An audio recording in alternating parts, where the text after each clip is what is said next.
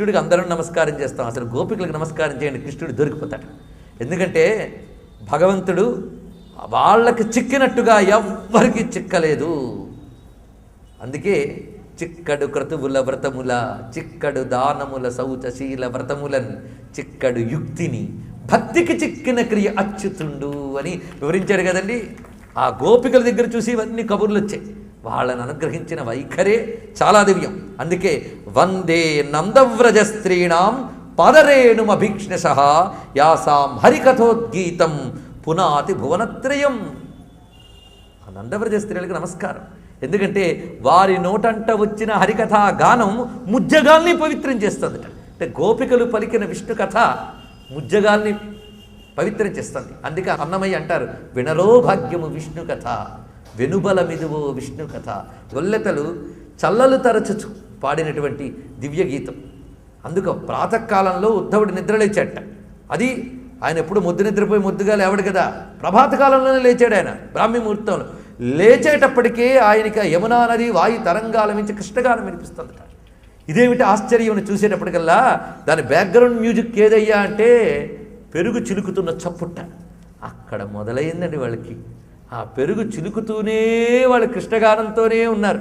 అన్ని పనులు చేస్తూ అది మాత్రం విస్మరించట్లేదు. అందుకే తద్విస్మరణమే పరమ వ్యాకులత. ఆయన మర్చిపోతే వాళ్ళు పెరుగు కూడా చిలకరు. ఆయన మర్చిపోకుండా ఉంటే పెరుగైనా చిలుకుతారు, దేన్నైనా చిలుకుతారు. అదొక్కటి చాలా నేర్చుకుంటే. అందుకే ఆ గోపికా భక్తి పట్టుకున్నవాడు ఎన్ని పనులు చేస్తున్నా దేనికి అంటాడు. ఎందుకంటే అసలు అంటుకోవలసిందా అని అంటుకున్నాడు వాడు. అందుకే ఆయన్ని చూపిస్తూ ఇక్కడ మనకి ఇలాంటి గోపికలు చక్కగా చెప్పేశారు వాళ్ళని ఉదాహరణగా. కానీ వీళ్ళు కామనాసక్తితో చేరారు కదా.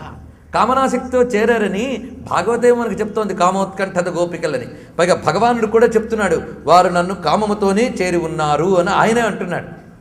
మరి చేరి ఉన్నారు అయినప్పటికీ అనే మాట తర్వాత వదిలేద్దాం. కానీ కామముతో చేరి ఉన్నారని స్వామి చెప్పాడు, భాగవతమే చెప్తున్నది. కామోత్కంఠిత గోపికల్ భయమునన్ కంసుండు వైరక్రియా సామగ్రిని శిశుపాల ముఖ్య నృపతులు ఇవన్నీ ఉన్నాయి కదా. మరి అంటప్పుడు అది మోక్షం అవుతుందా? కామమైన అనే వికారం పట్టుకుని పరమాత్మ వెళితే మోక్షం అవుతుందా అంటే దానికి ఇక్కడ సమాధానం చెప్తున్నాడు నారద మహర్షి తర్వాత సూత్రంలో. న తత్రాపి మాహాత్మ్య జ్ఞాన విస్మృత్యపవాద. అపవాదం అంటే నింద లేదా కళంకము లేదా దోషము అని అర్థం. ఇక్కడ న తత్రాపి, తత్రాపి అంటే వాళ్ళ యొక్క ఆ తదర్పిత అఖిలాచారత అనేటువంటి భక్తిలో వాళ్ళు మాహాత్మ్య జ్ఞానాన్ని మరిచిపోయారు అనే కళంకము లేదు. అర్థమవుతున్నది కదా. మహాత్మ్య జ్ఞానము అంటే కృష్ణుడు ఒక జారుడు, ఆయనతో కలిసి సుఖిద్దాం అని వాళ్ళు పరిగెత్తలేదు నాయన. ఆ కృష్ణుడు పరమాత్మ అనే మహాత్మ్య జ్ఞానం వాళ్ళలో ఉంది. గోపికల్లో ఆయన పరమాత్మ అనే మహాత్మ్య జ్ఞానం ఉంది. అయినప్పటికీ మహాత్మ్య జ్ఞానము లేదు అని ఎవరైనా అంటే ఆ లేదు అనడం అపవాదం మాత్రమే. కానీ వాళ్ళకి మహాత్మ్య జ్ఞానం ఉంది అని ఒక సూత్రం ఇచ్చేశాడు. ఎక్కడ ఎలా ఉందో మనం ఇప్పుడు పట్టుకోవాలి, వెతకాలి భాగవతంలో. ఎందుకంటే ఇలాంటి ప్రశ్నలు పుడితే సమాధానం చెప్పుకోవడానికి వెతుక్కోవడం కూడా సంతోషమే. మరికొంత రసమయమైనటువంటి అంశాలు మనకి బయటపడతాయి. అలాంటి వాటిలో మనం చూస్తే వీళ్ళకి నిజంగా భగవంతుడితో వియోగం సంయోగం ఈ స్థితిలో కామనాసక్తి ఉందా అంటే ఉందనడంలో సందేహం లేదు.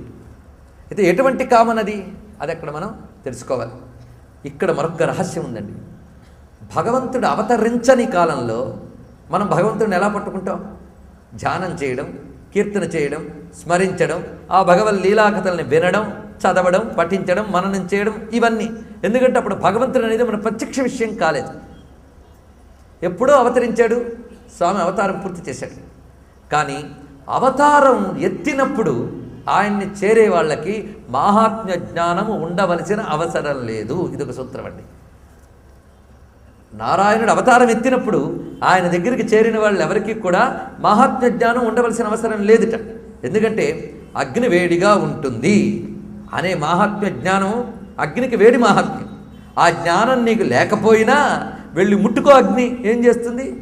తగలబెడుతుంది. ఎందుకంటే అగ్ని వచ్చి కూర్చుంది కనుక, నువ్వు దాన్ని ముట్టుకుంటున్నావు కనుక అది వేడిగా ఉంటుంది అనే మహాత్మ్యం నీకు తెలియకపోయినా తగలబడ్డం అనేది జరుగుతుంది.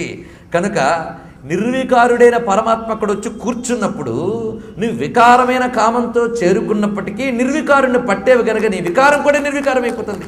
అందుకు అవతార సమయంలో మాత్రము మాహాత్మ్య జ్ఞానం తెలిసే ఆరాధించాలనే నియమమేమీ లేదు. అందువల్ల ఎవరు ఎలా ఆశ్రయించినా చేరుకున్నారు. అయితే ఈ శాస్త్రాలు అసలు తెలియకపోతే ఏ బాధ లేదు, సగం తెలిస్తే చాలా బాధ, పూర్తిగా తెలిసినా ఏ బాధ లేదు. కానీ సగం సగం తెలిసి ధర్మాధర్మ సందేహాలు భగవంతుడి మీద వేసేవాళ్ళు కొందరు ఉన్నారు. కొంతమంది ఎలా ఉంటారంటే, ఈ పని అధర్మమా ధర్మమా ఎవరు చేశారు? కృష్ణుడు చేశాడు. కృష్ణుడైతే అధర్మం చేయడం కనుక ధర్మమే. నీకు అర్థమైందా? నాకు అర్థం కాకపోవచ్చు, కానీ కృష్ణుడు చేశాడు కనుక ధర్మమే అని నమస్కరిస్తారే, వాళ్ళ పాదాలకి నమస్కారం అండి. కానీ కృష్ణుడు ఎందుకంటే ఇలా ధర్మం చేయలేదు అని అడిగాడా, వాడిగా భగవంతుడే చూసుకోవాలి. మనం ఏం చేస్తాం? ఆ భక్తి కావాలండి. నా స్వామి అధర్మం చేయడు, ఆయన ఏదో చేశారంటే ఆయన ఉద్దేశం ఏంటో నాకేం తెలుసు? పరమాత్మ యొక్క సంకల్పం మనకేం తెలుస్తుంది? ఆ ఈశ్వర సంకల్పం అని నమస్కారం చేసుకుంటే చాలా సంతోషం. అలాంటి వాళ్ళతో ఏ పేచీ లేదు, ఆ గొడవ లేదు, వాళ్ళు శుభ్రంగా తరించిపోతారు. ఈ పేచీ అంతా పాప ఈ మిడిమిడి జ్ఞానం వాళ్ళతోనే వచ్చింది మనకి. సరే, వీళ్ళకి కొన్ని సమాధానాలు చెప్పుకోవాలి కదా. అయినప్పటికీ ఆ భగవంతుడి విషయంలో ఇలా చెప్తూ ఉన్నాడో లేదో సుఖమహర్షి ఇంకా ఆ గోపికా భక్తి గురించి పరవశించాలని చెప్పబోతున్నాడో లేదో అడ్డు తగిలాడండి. ఎవడు? పరీక్షిత్ మహారాజు. ఒక్క చిన్న అడుగుతున్నానేమనుకోవద్దు, కామోత్కంఠతో చేరుకున్నారు వాళ్ళు. కృష్ణుడు వేణుగానం వినగానే పరవశించి వెళ్ళిపోయారు, ఆ స్వామితో విహరించారు. అలాగా వీళ్ళు అలా వెళ్ళి ఆ కామోత్కంఠతో వెళ్ళిన వాళ్ళు మోక్షం ఎలా పొందారు అని అడిగేటండి మహానుభావుడు పరీక్షిత్తు. నాయనా చక్కగా చెప్తుంటే అడ్డుపుల్లేసావా? సరే వినన్నట్ట సుఖమహర్షి. అసలు దిగొచ్చాడండి ఆయన. ఎవరు? నృణాం నిశ్రేయసార్థాయ వ్యక్తిర్భగవతో నృప. ఓ పరీక్షిత్ మహారాజా, భగవానుడు వ్యక్తి అయ్యాడు. వ్యక్తి అవ్వడం అంటే అర్థం ఏంటి? మనిషి అయ్యాడని కాదు అర్థం, వ్యక్తమయ్యాడు అని అర్థం. అవ్యక్తమైన భగవానుడు వ్యక్తమయ్యాడు. ఎందుకోసం? నృణాం నిశ్రేయసార్థాయ, జనుల్ని తరింపజేయడానికి ఆయన దిగొచ్చాడు. ఆయన దిగొచ్చినప్పుడు వీళ్ళందరూ ఆయన్ని చేరుకున్నారు. అవ్యయస్య అప్రమేయస్య నిర్గుణస్య, ఆయన అవ్యయుడు అప్రమేయుడు నిర్గుణుడు అయిన పరమాత్మ వ్యక్తమై వచ్చినప్పుడు వీరందరూ వెళ్ళారు. వీళ్ళు మోక్షం పొందుతారనడంలో ఆశ్చర్యమే ఉంది. ఎందుకంటే వ్యక్తమై వచ్చిన వాడు ఆయనే కదా, ఆయన్ని పట్టుకున్నారు కదా, మోక్షం తప్పకుండా పొందుతారు. అయితే ఇలాంటి కామనాభావంతో పొందితే మోక్షం పొందుతారా అంటే, పిచ్చివాడా, ఇంతవరకు నేను చెప్పింది నీకు ఏమర్థమైందయ్యా? కామనాభావంలో ప్రీతి ఉంది, మరి ద్వేషభావంతో వెళ్ళినటువంటి పూతన, కంసుడు మొదలైన వాళ్ళే మోక్షం పొందినప్పుడు కామనాభావంతో వెళ్ళిన వాళ్ళకి మోక్షం వస్తుందా అని డౌట్ ఏమిటయ్యా? వీడు ఏ వేగంతో వెళ్ళాడనేది కాదు, వెళ్ళింది ఎక్కడికనేది ప్రశ్న. కనుక ఆ స్వామిని చేరాక అలా ఉంటుంది అని. కనుక వీళ్ళ యొక్క కామన ఏ కామన అంటే, ఇక్కడ గోపికల యొక్క అవతార రహస్యం ఉంటున్నది. దాది భాగవత రహస్యం. అది భాగవత రహస్యాన్ని ఇతర పురాణాలు మనకి విప్పి చెప్తాయి. ఎందుకంటే సుఖయోగీంద్రుడు భాష అంతా యోగ భాష, సమాధి భాష. లౌకిక భాషలో మనకు అర్థం కావాలి అంటే ఇతర పురాణముల ప్రమాణంతో, భక్తి యొక్క సూత్రముల ప్రమాణంతో మనం చెప్పుకోవాల్సిందే. ఎవరయ్యా ఆ గోపికలు అంటే, శృతి రూప గోపికలు, అనన్య రూప గోపికలు, ఋషి రూప గోపికలు, ఎంతమంది గోపికలు ఉన్నారు అసలు. ఈ గోపికలందరూ ఎందుకు పుట్టారు అంటే, అన్నిటికంటే ఒక కామం ప్రతి వాళ్ళలో ఉంటుంది. ఈ కామం అనేది సాధన పెరుగుతున్న కొద్దీ శుద్ధమవుతుంది. ఎందుకంటే మనస్సు లయమయ్యే వరకు ఉంటుంది కదండి. దానిని బుద్ధి రూపంలో విచారణ చేసిన, మనోరూపంలో ప్రేమ మొదలైనవి చూపించిన, ఎందుకంటే బుద్ధి యొక్క లక్షణం విచారణ అనేటువంటిది, హృదయంలో మనస్సు యొక్క లక్షణం ఈ ప్రేమ, ద్వేషం ఇత్యాదులన్నీ అనుభూతికి సంబంధించిన విషయములు ఇవి, ఆలోచనకు సంబంధించిన అంశములు ఇవి. ఈ రెండు ఒకే అంతఃకరణంలో ఉన్నాయి. మీరు జాగ్రత్తగా దీనితో మోక్షం ఎలా వస్తుందనడానికి ఆలోచన, రెండు ఒకే అంతఃకరణంతో ఉన్నాయి. కాదయ్యా, భక్తితో కాదు విచారణతో దొరుకుతారంటే, విచారణ అంతఃకరణ విషయమే, సమర్పణ అంతఃకరణ విషయమే, రెండూ అంతఃకరణ విషయములే. అయితే దానికి బుద్ధని, దీనికి హృదయం అని పేరు పెట్టుకున్నది వేరే విషయం. ఈ సమర్పణ అనేది జరిగేటప్పుడు ఇందులో కామన అనేది ప్రవేశించింది. ఈ కామన అనే దాంట్లో దోషమున్నదా అనేది కదా నీ ప్రశ్న.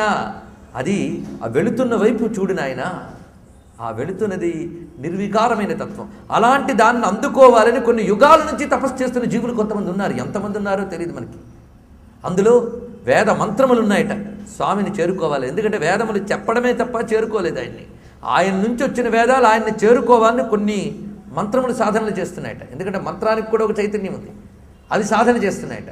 మరి కొందరు ఋషులు సాధనలు చేస్తున్నారు, కొందరు యోగులు సాధనలు చేస్తున్నారు.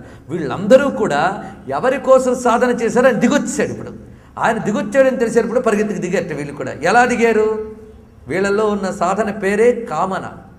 సాధన పెరుగుతున్న కొద్దీ కామన శుద్ధమవుతుందండి. ఎలాగంటే బంగారాన్ని గనిలోంచి తీసినప్పుడు మకిలి మకిలిగా ఉంటుంది. దాన్ని పుటపాకం పట్టాం, అగ్నిపాకం చేస్తే అది శుద్ధమై తేజరిల్లుతుంది. అలాగే కామన అనేది ప్రతి వాళ్ళు ఉంది. ఎందుకంటే ఆత్మచైతన్యం ఇప్పుడు కామన్ ఉంది. కామన అనేది కామనే, కామన్ అందరిలో ఉన్నటువంటిది కామన్ అనేది. కానీ అనేక మాయామాలిన్యములతో కూడిన వాటిలో మలిన కామం ఉన్నది వాళ్ళు. అందుకే ఏం చేశాం? అది బ్రహ్మకామనగా మార్చుకున్నాడు. బ్రహ్మకామన అంటే బ్రహ్మము కావాలనే కోరిక. ఈ బ్రహ్మము కావాలనే కోరిక ఉన్నంత మాత్రమున తీరిపోతుందా? ఈ కోరిక చుట్టూ ఎన్ని మాలిన్యాలు ఉన్నాయి. దీన్ని కరగదీయాలి, అగ్నిలో పెట్టాలి. అగ్నే తప్పించడం, తప్పించడం, తప్పించడం, తప్పించడం. ఎన్ని జన్మల నుంచి తప్పించాడయ్యా? బహూనాం జన్మనాం అంతే.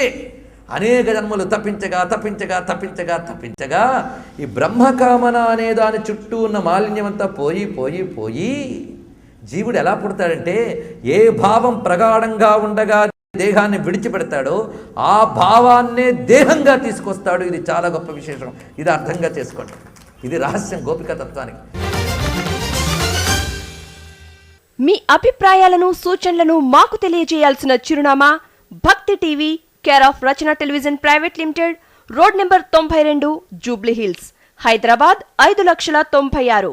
మా ఇమెయిల్ ఐడి bhaktihyd@gmail.com.